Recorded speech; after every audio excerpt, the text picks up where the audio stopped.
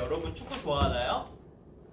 아, 축구 좋아해요? 자, 그러면 우리가 함께 이번 시간에는 우리가 여기 스크린 보면서 여기 스마트 TV를 통해서 보면 여러분들이 가끔 골을 넣었을 때 뭐 한다고 하죠? 그 감독이 카메라 확인할 때 VCR 확인한다라고 하잖아요. 그래서 지금 골대 그림과 축구공 그림이 세 가지 상황으로 그려져 있는 것을 우리가 볼 수 있어요, 여러분. 자, 그러면 이런 상황에서 공이 여러분들이 봤을 때 골이 들어갔는지 들어가지 않았는지 한번 확인을 해보려고 하는데요. 지금 이 첫 번째 그림에서는 골이 들어갔다고 볼 수 있을까요? 그렇죠. 이 경우에는 노골이라고 하죠. 자, 그러면 이렇게 두 번째 경우처럼 공이 골대에 닿아 있는 경우, 딱 한 점에서만 만나는 이런 경우는 그렇죠. 이런 경우에도 우리는 노골이라고 해요. 자, 그럼 우리가 골이라고 하려면 그렇죠. 이 세 번째 경우처럼 공이 골대 안으로 정확히 들어가야 골이라고 할 수 있겠죠. 그래서 우리가 여러분들이 지금 탐구 활동에 활동지에 적혀 있는 것처럼 축구공을 원으로 보고 골라인을 직선으로 보게 된다면 우리가 원과 직선의 위치 관계가 어떻게 될지 한번 생각해 볼 수 있을 것 같아요. 이 세 가지에 대해서 한번 얘기해 줄 수 있을까요? 네, 은영이가 지금 얘기해 주겠다고 하는데 은영이가 선생님 1번의 경우는 지금 축구공을 원으로 봤을 때 만나지 않는 것 같아요. 아, 그래요? 그 다음에 두 번째 경우는요. 선생님 만나는데 지금 아까 얘기했던 것처럼 한 점에서만 만나는 것 같아요 라고 얘기해 주었어요. 안녕. 세 번째는요. 세 번째는 두 점에서 만나는 것을 알 수 있어요 라고 얘기해 주었어요. 자, 좋아요. 우리가 이렇게 은영이가 세 가지 경우를 이야기해 주었는데요. 이 경우 외에도 혹시 이 축구공과 골라인 사이에 이 세 가지 말고 다른 관계가 있을 수도 있나요? 그렇죠. 그 나머지 관계는 없는 것 같아요. 이게 전부인 것 같아요 라고 얘기해 주었어요.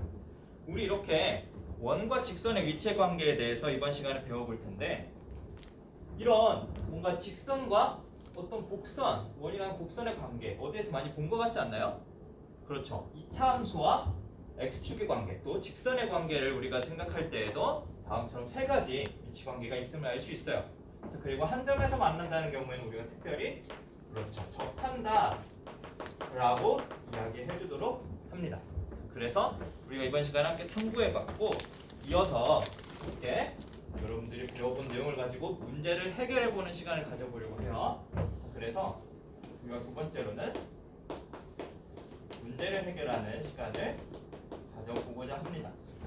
자, 그래서 우리가 원에는 위치관계가 세 가지가 있을 수 있다. 원과 직선 사이에는 위치관계가 세 가지 있을 수 있다라는 것을 배웠는데 여러분들 지금 D벗 다들 가지고 있나요?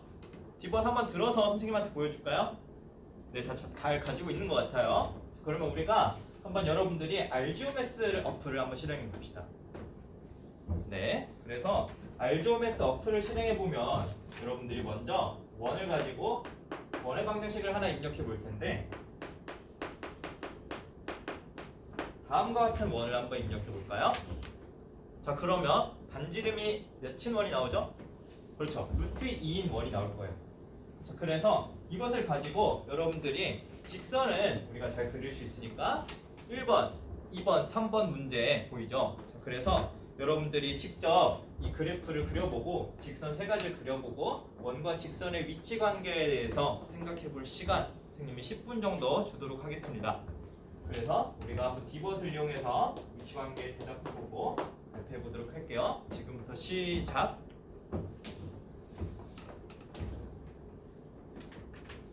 네, 여러분들 금방금방 다들 하는 것 같은데요. 시간 혹시 더 필요할까요? 네, 다들 마무리된 것 같아서 이번 시간에는 여러분들 발표를 한번 들어보도록 하겠습니다. 네, 여기 앞에 있는 형주가 선생님 이 세 가지 그려보니까 바로 알 수 있어요 라고 이야기해 주었어요. 자, 그래서 형주가 선생님 세 가지 그림을 그려보니까 다음처럼 나와요. 선생님 한번 보여줄 수 있나요? 아, 지금 형주 그림을 보니까 그림이 반지름 루트 2인 원이 먼저 하나 나왔고 좌표축 표시해주고 다음처럼 반지름이 루트 2인 원이 나왔음을 우리가 알 수 있어요. 자, 그래서 지금 형주의 그림을 보니까 먼저 직선이 3개가 나옴을 알 수가 있네요. 다음처럼 직선이 하나 나오고 그 다음에 2개, 3개가 나옴을 알 수 있었어요. 형주가 이렇게 얘기해 주었는데요. 위에 있는 직선부터 차례로 y는 마이너스 x 마이너스 1, y는 마이너스 x 마이너스 2, y는 마이너스 x 마이너스 3이 나오는 것을 알 수 있었어요. 형주의 그림과 여러분들 똑같은 그림 나왔을까요? 좋습니다. 자, 그래서 형주가 얘기해 주기를 1번은 선생님 1번은 지금 두 직선 원과 직선의 위치 관계를 봤을 때 두 점에서 만남을 알 수 있었어요 라고 얘기해 줬어요. 좋아요. 그 다음에 2번은 그래요. 한 점에서 만난다, 접한다라는 사실을 알 수 있었어요 라고 얘기해 주었어요. 형주가 3번은 두 점에서 1번이 두 점이었고 세 번째 경우는 y는 마이너스 x 마이너스 3이기 때문에 이 경우에는 원과 직선이 만나지 않음을 알 수 있었어요 라고 형주가 잘 얘기해 주었습니다. 자, 여러분들도 이렇게 그림을 통해서 보니까 어때요? 아까 우리가 축구공과 골라인을 생각했던 것과 비슷함을 알 수 있죠. 자, 그러면 우리가 다음처럼 그림을 통해서도 밝혀보았는데요. 우리가 문제 해결 시간에 여러분들이 이렇게 우리가 항상 그림을 그려서 확인하지 않고도 여러분들이 2차 함수와 직선의 위치 관계를 떠올려 볼 때 우리가 무엇을 활용한다면 이렇게 직접 그림을 그리지 않고 해결할 수 있었죠? 맞아요. 판별식을 이용하면 가능했어요. 그러면 여기에 선생님이 시간을 한번 여러분들에게 주고 생각해 볼 것은 무엇이냐면 원과 직선의 방정식을 한번 연립해 볼까요? 원과 직선의 방정식을 한번 연립해 보고 그렇게 나오는 식에서 우리가 판별식을 활용할 수 있는지 한번 판별식에 따라서도 판별식 D를 이용해서 한번 이 문제를 해결할 수 있는지 확인해 보도록 할게요. 자, 이번 시간에는 여러분들이 이 두 직선의 방정식을 연립하고 원과 직선의 방정식을 연립해서 문제를 해결해 볼 시간 선생님이 5분 정도 주도록 하겠습니다. 자, 지금부터 또 탐구해 보도록 할게요. 시작. 자, 여러분들 식이 연립하면 어떤 식으로 나오나요? 그렇죠. 선생님 2차 방정식이 나와요 라고 이야기해 주고 있어요. 자, 이어서 마저 해결해 보도록 할게요. 자, 발표해 줄 친구가 있을까요? 뒤에 있는 종원이가 발표해 준다고 합니다. 우리 종원이의 이야기 한번 들어볼까요? 선생님 1번 문제에서 저는 두 식을 한번 연립해 보았어요. 그래서 1번 문제에서는 직선 y는 마이너스 x 마이너스 1인데 지금 y 대신에 마이너스 x 마이너스 1이라는 식을 원의 방정식에 대입해 보았어요. 좋아요. 그렇게 해서 연립하면요. 선생님 연립하게 된다면 y 자리에 이렇게 들어가게 되는데 둘 다 음수일 때는 플러스로 바꿔줄 수 있으니까 다음처럼 표현할 수 있었다고 해요. 그래서요. 선생님 이 모든 이 상수항을 좌변으로 이항하여서 정리했더니 다음과 같은 식을 얻을 수 있었어요 라고 얘기해 줬어요. 그래서 종원이가 판별식을 이용했다고 해요. 그래서 판별식 D를 구해보면 B제곱 마이너스 4A C를 해주게 된다면 8과 4를 더해서 0보다 크음을 할 수 있어요 라고 얘기해 줬어요. 그렇더니 종원 어떻던가요? 선생님 이 판별식이 0보다 크면 우리가 일반적으로 2차 방정식과 2차 함수의 관계에서도 그랬듯이 두 점에서 만나는 것을 확인할 수 있었어요 라고 얘기해 줬어요. 그러면 우리가 나머지 경우에 대해서도 한번 판별식에 대해서 생각해 볼까요? 네, 우리가 다들 완료된 것 같은데요. 자, 지금 두 점에서 만나는 경우에 대해서는 판별식이 0보다 큼을 알 수 있어요. 자, 그래서 두 번째는요. 맞아요. 판별식 D가 0이 나옴을 알 수 있고 만나지 않는 경우에는 이렇게 우리가 판별식을 가지고도 직접 그려보지 않고 이 원과 직선의 위치 관계에 대해서 알아볼 수 있겠구나 라는 것을 알 수 있겠죠. 자, 그래서 우리가 이것 이외에도 한번 다른 방법에 대해서도 생각해 보려고 해요. 자, 여러분들 지금 이 직선을 선생님이 한번 L이라고 해볼게요. 이 직선을. 자, 그러면 이 원의 중심으로부터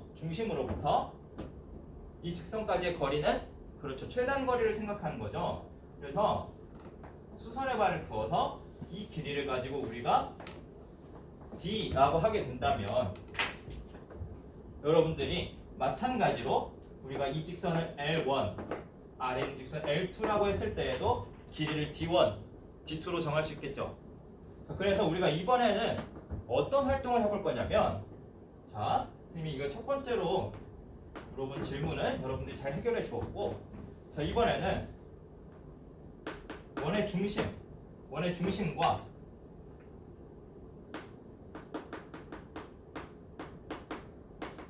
직선 사이의 거리를 이용해서도 한번 확인해 볼 수 있을 것 같아요. 자, 그래서 우리가 이어서 탐구할 것은 원의 중심과 직선 사이의 거리를 다 구해보고 과연 이것과 반지름이 대소관계가 어떻게 되는지에 대해서도 한번 생각해 볼 수 있을 것 같아요. 자, 이어서 탐구해보고 또 발표해 보도록 할까요? 자, 시작. 네, 여러분들 거의 다 해결된 것 같아요. 자, 그래서 이어서 이번에는 중심과 직선 사이의 거리를 통해서 확인한 것을 한번 들어볼게요. 네, 여기 뒤에 있는 지연이가 발표해 주도록 합시다. 자, 지연이가 지금 생각해 보았더니 선생님, 이 L의 경우에는 이 원의 중심과 직선 사이의 거리가 반지름보다 짧아요. 그리고 접할 때는 반지름의 길이와 원과 직선 사이의 거리가 같고 마지막 L2의 경우는 원과 원의 중심과 직선 사이의 거리가 더 길어요. 그래서 이것을 가지고도 나눌 수 있을 것 같아요 라고 얘기해 주었어요. 지금 지연이가 정말 통보를 잘 해주었는데 우리가 다음처럼 방법이 여러 가지가 있을 수 있어요.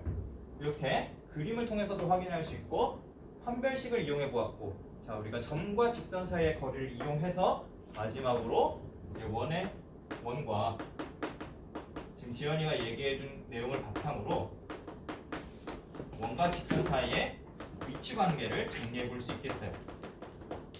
자, 그래서 우리가 위에서 알아본 내용 이어서 마지막으로는 이 점과 직선 사이의 거리, 중심과의 거리를 통해서 생각해 볼 수 있겠는데요.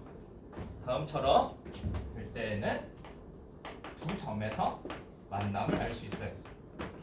자, 그 다음에 중심과 직선 사이의 거리가 R과 같으면 한 점에서 만난다. 즉, 접한다를 알 수 있고 마지막으로는 점과 직선 사이의 거리가 더 길어지게 된다면 만나지 않음까지 알 수 있겠네요. 자, 그래서 우리가 지금까지 원과 직선 사이 위치 관계에 대해서 여러 가지 방법으로 밝혀보았습니다. 각자 방법의 장단점이 있을 거예요. 그래서 여러분들이 세 가지 모두 잘 숙지해 놓고 학습에 임할 수 있도록 합니다. 좋아요. 자, 그 다음에는 우리가 마지막으로 모든별로 토의해보는 시간 가져보고자 해요. 자, 그래서 우리가 원과 직선의 위치 관계에 대해서 문제도 해결해보고 기울기가 주어졌을 때 원의 방정식을 구하는 방법에 대해서도 배워봤는데 자, 여러분들 활동지에 보면 마지막에 이러한 점에서 다음 원의 근 접선의 방정식을 구하는 문제 있을 거예요. 그래서 이 문제를 한번 모든별로 해결해보고 발표해보도록 할 거예요. 여러분들이 모든별로 한번 이 내용에 대해 생각해볼 시간 선생님이 10분 정도 주도록 할 테니까 모든별로 해결할 수 있도록 합니다. 자, 시작!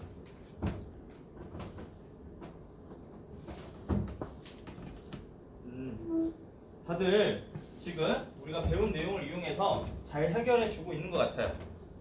여러분들 지금 다 해결되었으면 한번 발표를 들어보도록 할게요. 여기 앞에 있는 산모듬이 이야기해준다고 해요. 자, 산모듬 발표해 볼까요? 자, 우리 희영이가 산모듬의 희영이가 다음처럼 풀이를 해주었어요. 지금 희영이의 답과 다들 비슷하게 나온 것 같아요. 자, 그러면 선생님이 여기에서 한 가지 질문을 해보도록 할게요. 우리가 일반적으로 원 밖에 한 점에서 접선을 그으면 몇 개가 나왔었나요? 그렇죠, 2개가 나왔었죠. 근데 지금 이 경우에 희영이가 구한 접선의 방정식은 몇 개가 나왔나요? 1개가 나왔어요. 자, 그래서 우리가 과연 접선의 방정식이 정말 1개일까? 왜 1개밖에 나오지 않았지라는 생각을 해볼 수 있겠죠. 그래서 우리가 이것을 한번 왜 선생님 여기서 추가 질문으로 왜 접선이 1개밖에 나오지 않았을까에 대해서 한번 생각해 보고자 해요. 자, 우리가 이것을 어떻게 다른 친구들에게 설명할 수 있을까요? 지금 우모든 쪽에서 지금 이 디벗을 통해서 한번 이 원의 방정식과 점의 좌표를 나타내 볼게요. 그래서 접선을 직접 나타내 볼게요. 라고 해주고 있어요. 자, 우모듬이 방법을 잘 얘기해 주었는데 여러분들이 그러면 디벗을 통해서 미러링을 이용해서 한번 설명해 줄까요? 네, 우모듬이 지금 다음과 같이 화면에 원의 방정식과 점의 좌표를 입력해 주었어요. 자, 여러분들 보니까 어때요? 원의 방정식이 다음처럼 그려짐을 알 수가 있고 점 2,4는 다음과 같이 표시할 수 있어요. 자, 이렇게 됐을 때 지금 오모듬이 그어준 접선은 아까 희영이가 발표해준 내용의 접선이 나오고 다음처럼 X축에 수직인 직선이 하나 나옴을 알 수 있어요. 자, 우리는 이 직선의 방정식이 어떻게 나오던가요? X는 2가 나온다고 해요. 자, 그러면 왜 접선이 1개밖에 나오지 않았을지 오모듬이 이야기해 줄 수 있을까요? 지금 오모듬이 얘기해 주었는데요. 접선의 기울기를 m으로 놓고 풀게 된다면 다음처럼 x는 2인 경우처럼 기울기가 정의되지 않는 경우에 접선의 방정식을 구할 수가 없다라고 얘기해 줬어요. 그래서 우리가 중요한 사실을 하나 발견할 수 있었는데요. 다음처럼 우리가 접선의 기울기를 m으로 표현하고 접선의 방정식을 구하게 됐을 때 희영이가 했던 풀이는 정말 좋았어요. 그래서 접선의 방정식을 정확하게 구했는데도 1개밖에 나오지 않는 경우에는 지금처럼 기울기가 정의되지 않는 경우가 있겠구나 라고 생각을 하고 여러분들이 그림을 그려서 해결해 볼 수 있겠어요. 자, 좋아요. 그래서 우리가 지금까지 원과 직선의 위치 관계에 대해서 한번 배워보았어요. 자, 우리가 축구 골대와 축구공을 확인했던 것처럼 실제로 이 원과 직선의 위치 관계는 3가지가 있음을 확인할 수 있었어요. 그 다음에 우리는 이것을 그림을 이용해서 판별식을 이용해서 그 다음에 원의 중심과 직선 사이의 거리를 이용해서 3가지 방법으로 확인할 수 있었어요. 자, 그 다음으로는 우리가 접선의 방정식을 기울기를 통해서 구할 때에는 기울기가 정의되지 않는 경우도 있을 수 있으니 접선이 1개가 나오는 경우에는 확인을 해봐야 되겠다라는 것까지 함께 배워보았습니다. 자, 그래서 이제 이어서는 우리가 배운 내용을 가지고 형성평가 실시하도록 할 텐데요. 수학 노트에 여러분들이 배운 내용 잘 정리할 수 있도록 합니다. 감사합니다.